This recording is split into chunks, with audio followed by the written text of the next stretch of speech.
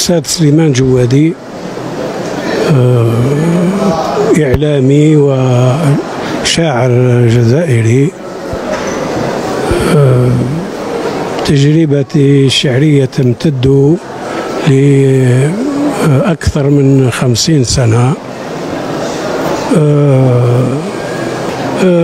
اليوم نحن في المعرض الدولي للكتاب، المجموعة الشعرية غير الكاملة،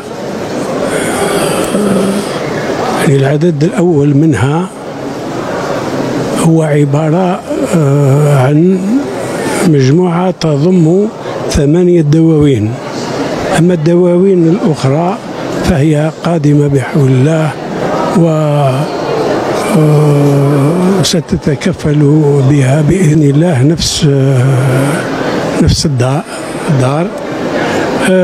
بطبيعة الحال أنا شاعر وفي نفس الوقت كاتب كلمات أغاني، لأن سيلاحظ القارئ لهذه المجموعة أن كثير من القصائد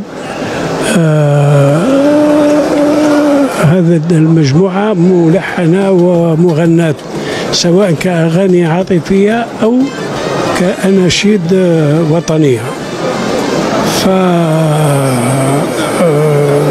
هو تمتد لأكثر من 50 سنة. كان سيلاحظ القارئ للمجموعة غير الكاملة تطور تجربتي شعرية، حيث كان هناك كثير من النصوص التي كتبتها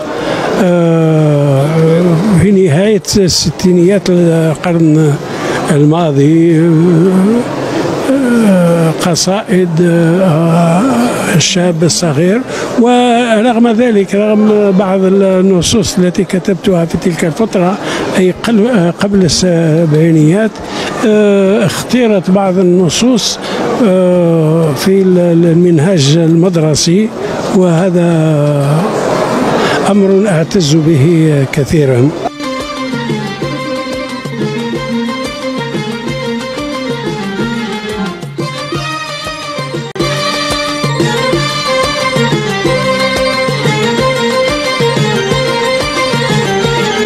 ما قيمة الدنيا وما مقداره إن غبت عني وافتقدت هواك؟ ما قيمة الأزهار حين ألمها؟ ما قيمة الأشياء دون لقاك؟ ما قيمة الدنيا وما مقداره إن غبت عني وافتقدت هواك؟ ما قيمة الأزهار حين ألمها؟ ما قيمة الأشياء دون لقاك؟ تابعوا صفحتنا على فيسبوك لمشاهدة أحدث الصور والفيديوهات.